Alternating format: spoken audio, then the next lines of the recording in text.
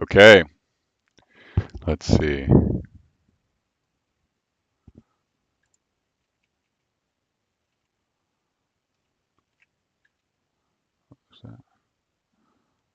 Firefly integration opportunities. Okay, perfect.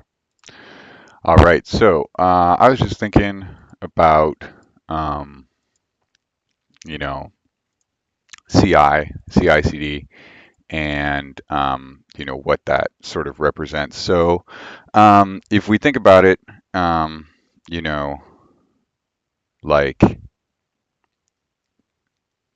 if we think about a software project like the human body, you know, um, the uh, the the CI/CD builds are like that beat, the heartbeat, right? Like every commit, every beat, right? You're running, something happens, right? And that's like every commit, or every change, right? And so we're going to get down to these granular levels where we're treating a project like a thought, right? And a train of thought, like the commits in a project that's moving the system context or the system state. Um, and So we need our traceability. So we're putting this thing on chain. Um, on chain. They came up with pretty good. That's a catchy little term there. I like that. Okay. So the open architecture. Um, what were we talking about for the open architecture? So I did some thinking afterwards, um, after the last video, um, and I was thinking, well, what is this? What are we saying here? Well, we're saying that there should be this architecture. So how do we relate basically the open architecture to blockchain, right? Because we know that there's this thing, we know there's this need for this standard description of architecture, right? So that we can have standard threat models and tie in our S bombs, right? We know this, right? Like, I mean, so if you have a solution, please speak up. But as far as I can tell, that's not a thing. So what we want for it to be a thing, right? And we said that it should probably be like an RFC. It looks like the ODAP. That is an RFC, and that is the way that we want to store our data, right? And well, what's the data we're going to store within there? Well, it's going to be the open architecture, the data for the open architecture, right? So we're going to look at ODAP as the way that we're going to connect, or ODAP, or the peer DIDs, right? All of this. I think ODAP is maybe for getting data on and off chain, and then documents the fact that we're storing it in DID format, right? And all of that type of stuff. But it's sort of overarching, encompassing thing for all of that, right? So we know we're using DIDs, and my understanding is that ODAP will help us proxy the blockchain formats down to the one we want, which is the DID-based format. So basically, we're gonna input data in there, right? That's what we've been doing. What are we saying here, really? So there's smart contracts, right? But smart contracts operate on chain, right?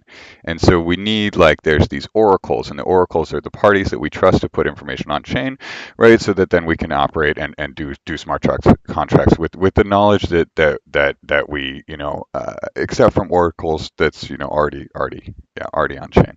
So so what we're doing here is, we're looking at these on ramps and off ramps of this blockchain as as the infrastructure and the highway, right? And so and we've said that Alice is both the entity, the commodity, and the infrastructure, right?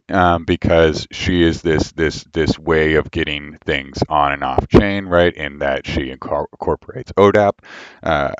Is it ODAP? I think it is, right? No, I just started abbreviating it differently by calling it. Let's have ODAP, right? It's OD. Let's make sure we're saying it right here. That. Okay. Open Data Asset Protocol, ODAP. Okay, so yeah, so let's see, we're not gonna. I'm gonna have to go now. Okay. Okay, so uh, let's see. Okay, yeah, I kind of have to go. Okay, goddamn. Okay. Okay. I shouldn't have started this now. Well, basically, we're suggesting that this combination of machine learning in the fact that Alice is going to be this entity, she'll have this history. The history is in part the chain of system context that led to the specific entity in that point of time, as well as the models that are a part of that entity as its memory, right? And so that's Alice, and Alice is going to go on chain. She's going to go off chain. She's going to be like this this entity that's riding riding the waves of these bits, right? She's surfing around these different devices and she's making stuff happen, right? She's making whatever her job is, right? And she might have multiple jobs, and those are defined by what are the sets of strategic plans, and the strategic plans sort of like are mapping to almost like these conceptual understandings, right? Where we're layering, and there's these layers of feature extraction, right? And so the very most extracted features, like the farthest, the leaf nodes in your directed acyclic graphs when you're doing feature extraction are your base features, and then your conceptual levels are everything that lead up to that. And as in including on the other side of the feature extraction, you then have your strategic plan overlays. So you're ending up with like this funnel, right? And so on one side, you have your inputs, and I have a whiteboard, but there's something on it. So on one side, you have your inputs, and on one side, and so here you have your extracted features, and then on the other side, you have your strategic plans. And so these strategic plans are now working across, right? And they're making conceptual levels out of the extracted features, right? Anything from that graph of extracted features. So then finally you may have whatever your strategic principles are up here, right? And those strategic principles are going to be specific through the lens at which you're looking at the problem, right? So this is essentially your phylogeny, right? And so if you had a single common, like if you distilled all those strategic principles into good decision, bad decision, right? That would be sort of you would have kind of this, yeah, you would have like this phylogeny where you're classifying based on the strategic principles and plans as you go down through to I believe. And so then we can basically map that. So we can effectively, so take this now, turn it here. Now introduce another one over here. Okay, now map across the space. Map across the space by building models. We're basically just doing a brute force approach. Okay, and we're going to build models, and these models are essentially like we're going to analyze the accuracy of these what are effectively like multi-output, in the case of the permutations that have multiple output features, encoder models, right? And we're then going to identify the importance that the predicting feature. So we're going to have the feature set in plane A, so plane A and plane B, right? So feature set in plane A, understand what conceptual levels in feature set plane B those map to, right? So we understand what conceptual levels those map to in plane A. You're doing this for both planes. You're doing everything for all planes, right? So because you're doing a brute force approach, and you can, you're doing a brute force approach, but you're using the prioritizer. You're going to basically issue a dispatch for every brute force approach that's a valid system context. Now, the prioritizer will decide which approaches to pursue based on dynamic analysis and reanalysis of what approaches are, seeing results, right? So you're doing this sort of like, you're getting more accurate about your activities when you're trying to understand what relates to what, right? And then because once you understand how your template state, your Kubernetes, right? So once you understand how your template relates to your desired in state, right? Then you can begin to tweak your level. Now you understand what are your levers, right? Alice knows, what are the levers she can pull, right? in order to what are the different system contexts she can create, right? Because she can do this mapping from one, she can think up an alternate possible context based on it being valid, right? And predictions that it will achieve these goals using these models mapped from plane A to plane B, right?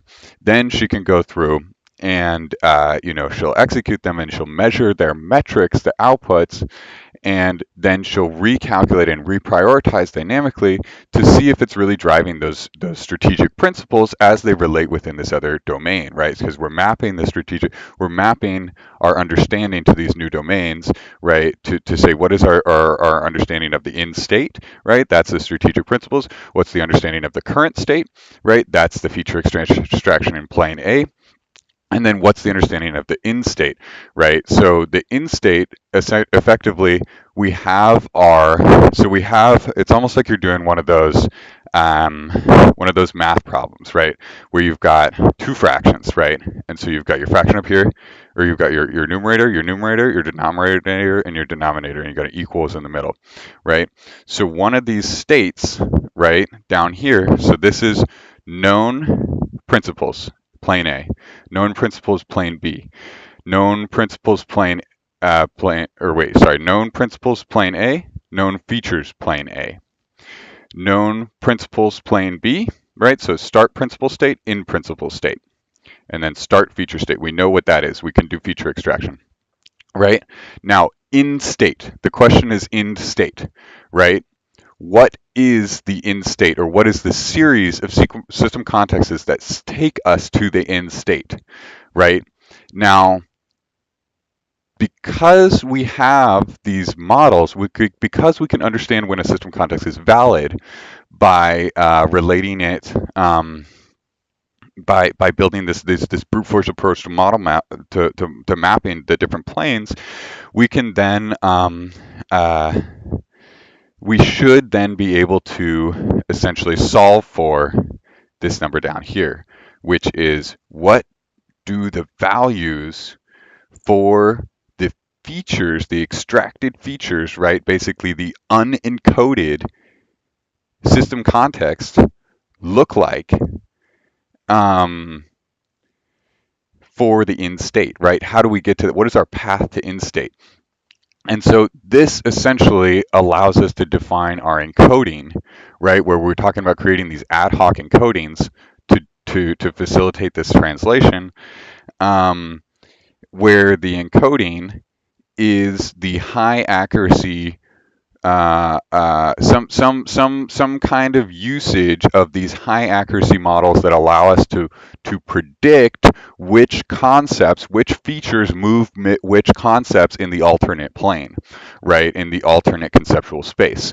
So this is, and so in that way, this is the generic way which Alice moves state A to state B, right? So she understands, she first discovers, right, what might those strategic principles be, right? Okay, so we want to have more security, right? Okay, so well, let's find some strategic plans that output a metric of security, right?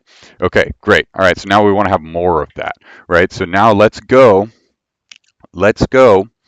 and analyze all historical system contexts which have security as an output, right? In executed state, not hypothesized state, right? So this is our training data set, right? Now we do, whatever our split on our training data set is, right? And then we go through and we look at related system contexts, right? So trees, right? So we want to look at start state to end state, right?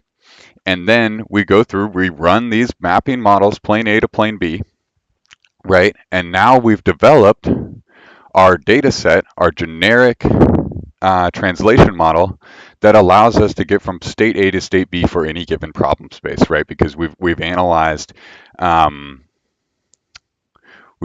previous data, which is ideally on chain, because you're going to need a lot of data to do this for every problem space, right? So okay. Great. All right. So I'll be right back.